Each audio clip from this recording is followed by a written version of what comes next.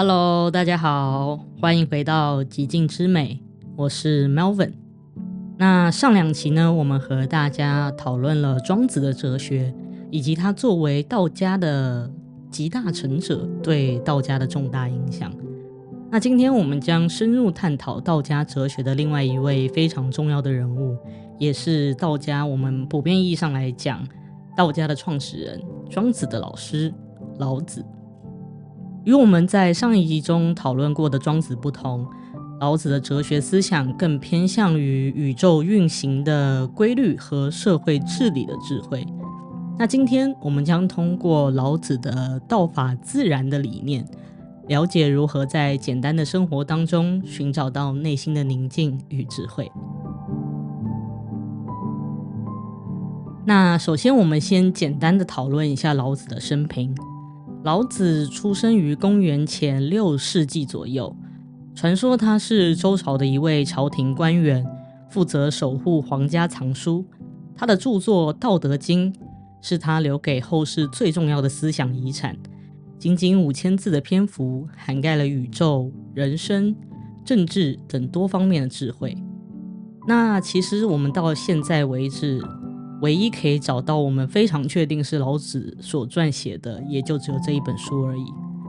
那我们上一期讲到的庄子和他略有不同，庄子呢是完全都从一开始就拒绝去朝廷当官，那老子是更偏向于他一开始在朝廷当官，然后受不了这边的氛围，后来才慢慢隐退到其他地方去的。那《道德经》这本书呢，分为2篇，分为道以及德，后世为人整理成为今天我们所看到的《道德经》。然而由于在历史中编抄非常多次，所以这本书真正的撰写时间也多有争议。那我们今天先不讨论这个。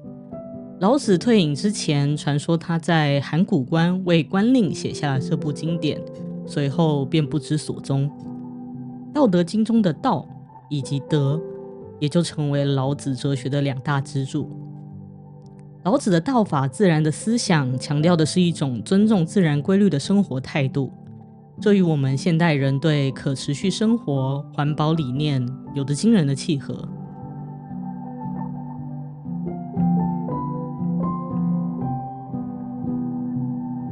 接着我们深入的来讲一下老子道法自然的自然之道。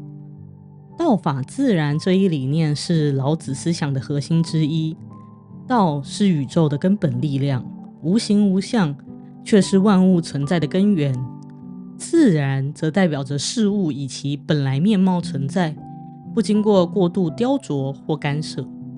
因此，道法自然不仅是老子对于宇宙的认知，更是对人类生活的指南。在《道德经》第25章当中，老子提到人法地，地法天，天法道，道法自然。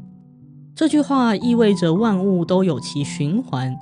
人的行为应该要遵循自然的法则，而不是强行改变或干预。这里的自然指的是自然而然、顺应本性，而非指我们平常狭义所说的那一个自然环境。这与庄子对自然的理解有非常多相似的地方，但是区别就在于老子他更加强调的是如何与宇宙的大道合一，从而达到内心的平衡。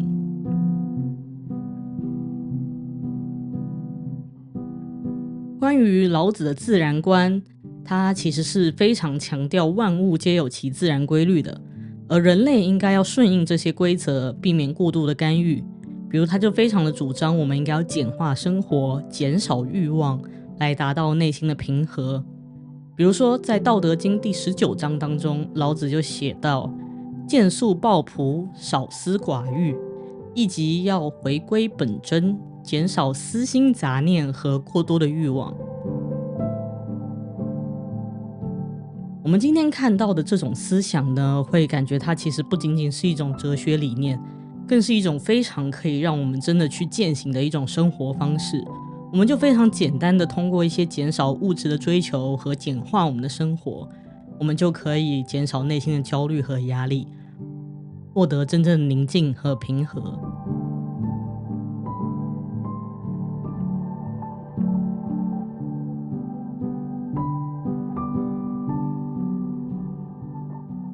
接下来我们来讨论一下老子的无为而治的社会治理观。上一期我们在讲庄子的时候也多次提到，稍微略有一点不同。那我们先简单的讲一下老子的想法好了。无为并不是无所作为，而是强调不过度干预事物的自然运行。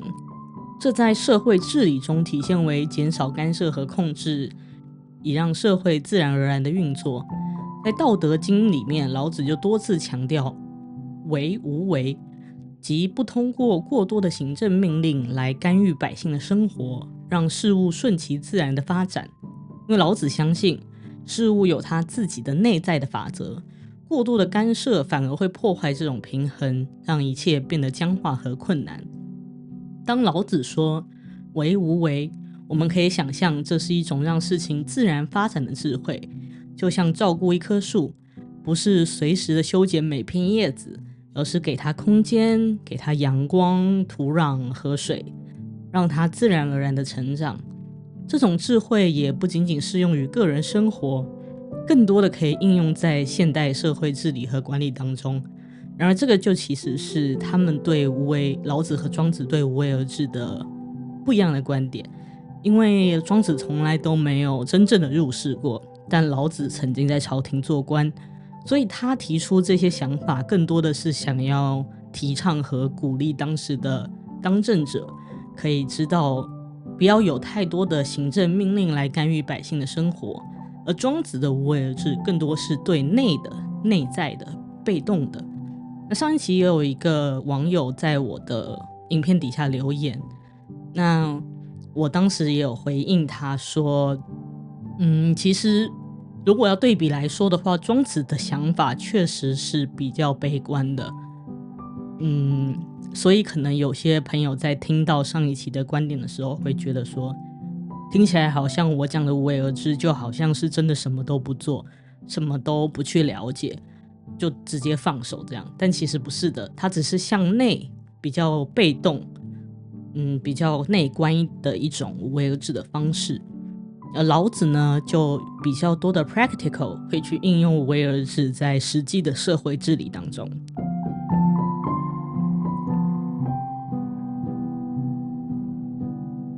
那么除了上一集我们讲到的赋权，就是 empowering management 是管理的一个非常重要的例子以外，我想或许现代的环保和医疗也运用到了这一智慧。比如说在农业领域，有机农业的理念和道法自然就密切相关，提倡尊重土地和自然的运行方式，避免过度的使用农药和化肥，顺应自然的循环，保持土地的健康。这种做法正是现代环保行动与老子哲学智慧相交的实践。那很多时候呢，在医疗上面我们可以看到类似的例子。有的一派的医疗会觉得过度的医疗干预，特别是在非必要的情况下，往往会导致副作用或者病情加重。在某些情况下，医疗专家会提倡观察疗法或者等待疗法，即让病情自然发展而不立即干预。这种方式其实也体现了一种无为的智慧。许多慢性病的治疗也开始强调患者的自我修复能力，提倡通过改变生活方式、减少压力等方式来促进自己身体自然的自我的治愈，而不是单纯的依赖药物治疗。这也让我想到许多人会提到的一种观念，叫做允许混乱。我们不需要掌控每一件事情，有些时候混乱中的秩序反而更能让人找到真正的解答。大家可以不妨想一下这4个字允许混乱，就会发现它还蛮值得琢磨的。所以下一次当你的工作中也遇到挑战的时候，有时过分努力的想要控制一切，反而会让你陷入更深的焦虑。那我们不妨就试一试跳出当时的环境，不要强行改变环境，试着去顺应情况，寻求自然的解决方式。这样不仅能减少我们的压力，说不定还能促进事情真正的顺利的发展。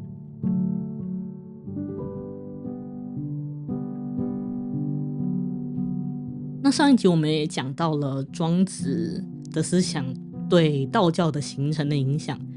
那我们今天也简单讲一下老子的思想对道教的形成有什么样的影响呢？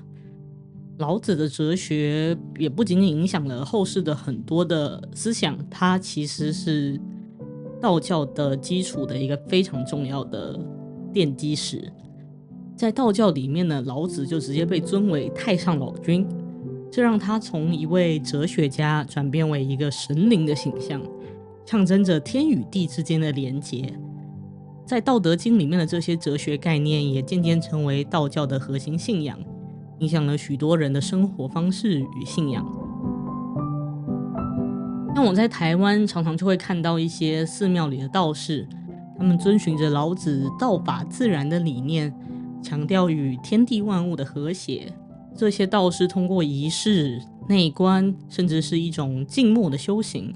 来追求与道合一的境界。道教强调尊重自然，不去过度干预生命的自然运行。这种信仰无论是在人生的生老病死当中，还是在日常生活的起居里，都有着深远的影响。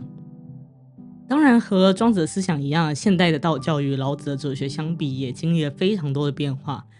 所以其实我们不一定要完全的把道教的思想和道教结合起来，尤其是现在台湾的道教更多融入了民间信仰与祭祀文化，并且甚至融合了一些佛教的元素，这是一个很自然的文化演变过程。但虽然说这样子，老子的核心思想道法自然，尤其是道法自然，它依然是道教的基石。这也提醒我们，即使外在形式有所变迁，但内在的精神依然坚固。有点让我想到一句话，叫做人不可能2次踏入同一条河流，不知道大家有没有听过这一句话。既然世间万物一直在变，我们永远都不可能踏入同一条河流。那真正可以不变的那个东西是什么呢？古希腊哲学家会觉得就是 logos， 就是这个逻辑。你不要相信哲学家说什么，但你相信你的 logos， 但这个东西很难。和老子的这个想法就有点像，我们不用在乎外在形式的这些变迁，你去听到内在的声音，这个东西是坚固的。其实还有一个很有趣的点哦，道教哲学与佛教的互动也非常有趣，我们简单的讲一下。特别是在唐代的时候，很多佛教的学者，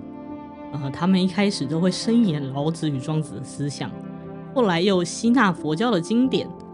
这种交汇让中国的哲学思想变得非常的丰富，两者都在彼此的影响中成长发展。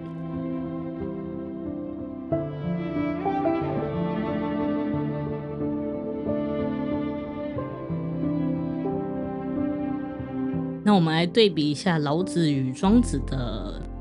联系好了。老子的无为而治与庄子的顺其自然在理念上是相辅相成的，却各自有不同的强调点。比如老子就更多的关注宏观的治理、社会的结构以及与宇宙大道的合一，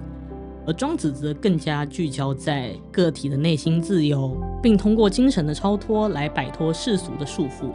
如果说老子更像是一位哲学家和政治家的话，那庄子就更像一位超脱的诗人与智者。他们的哲学思想虽然相似，却提供了2种完全不同的生活道路。老子提倡的是在社会中找到与自然和谐相处的方法，而庄子则教导我们如何从个人的内心找到真正的自由。我相信无论是在生活中还是工作中，当我们试图放下对一切的控制，学会接受变化，尊重自然的法则时，老子的智慧便会在我们心中绽放。每当我们感到焦虑与不安的时候，或许也可以停下来，问问自己，是否真的有必要如此紧抓不放呢？当我们学会放手，也许能发现这个世界其实远比我们想象的更有力量去自我调节。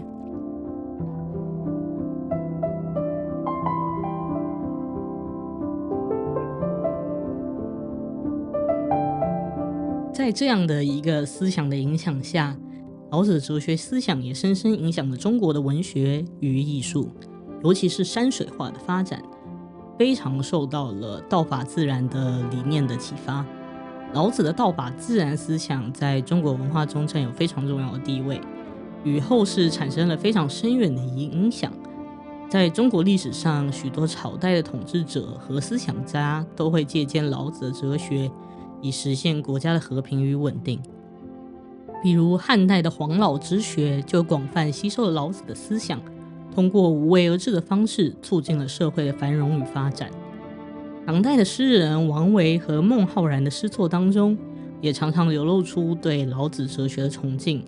他们通过诗歌表达了对自然的热爱，对简朴生活的追求。这些作品反映了道法自然对他们思想的深刻影响。唐代的诗人王维被称为诗中有画，画中有诗的代表。他的诗歌作如《终南别业》，展示了人与自然和谐共处的理想，也是和老子的哲学精神有非常多相通之处。另外，现代作家蒋勋在他的散文当中也多次提到老子的思想。他通过对自然和生活的细腻描绘，表达对简朴生活的向往和对老子哲学的敬仰。此外，许多画家也将老子的自然之道融入作品当中，强调天地之间的简约美学。明代的文征明创作的山水画，通过对自然的简洁描绘，展现了自然的无限与和谐。这种对自然力量的敬畏与尊重，正是老子道法自然的理念的具象表达。